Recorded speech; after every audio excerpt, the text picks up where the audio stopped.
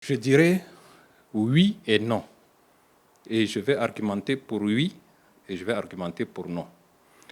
Le dialogue peut se tenir sans la participation des politico-militaires. Pourquoi? C'est-à-dire il y a urgence institutionnelle. C'est-à-dire la charte là ne peut pas tenir. Ça ne peut pas gérer le pays. Même si on n'est pas encore dans une nouvelle constitution, la charte, elle a été faite à la hâte et par qui? Il faudrait absolument la reprendre parce que la loi fondamentale, ce qui tient lieu de loi fondamentale, les partenaires, tout le monde se réfère à ça, n'est-ce pas?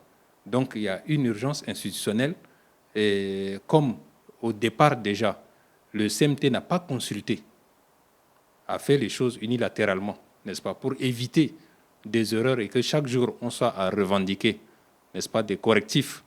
Hein. Donc il y a nécessairement besoin, quelque part, d'une concertation avec les acteurs politiques dans le cadre de la légalité, n'est-ce pas, pour mettre en place quand même une charte qui soit au minimum acceptable. Quand je dis non, c'est parce que nous avons une quarantaine d'années d'histoire tumultueuse, violente, sanglante, qui est incarnée par ce qu'on appelle pudiquement les politico-militaires.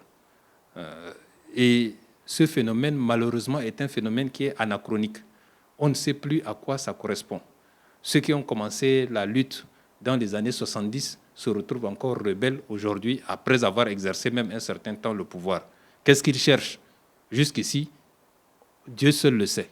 Si on exclut ces gens-là en les regardant uniquement comme des phénomènes armés, n'est-ce pas?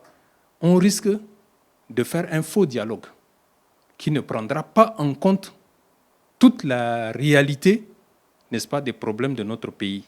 Et il ne leur restera pas le choix que d'attaquer.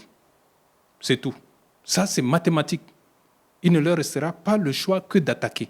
C'est pour cela que je dis un bon dialogue national inclusif souverain, même si c'est une minorité qui n'a pas pu s'exprimer dans ce pays, qui se sent mal à l'aise depuis toutes ces années. Je ne parle pas seulement des années de début, même si on peut remonter jusqu'à Tomalbaye.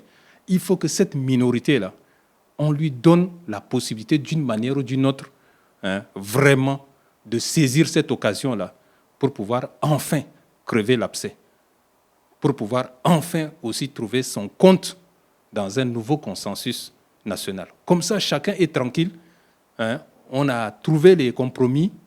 Chacun peut maintenant vraiment être à l'aise et on n'aura plus besoin de recourir à des solutions violentes ou des solutions partiales.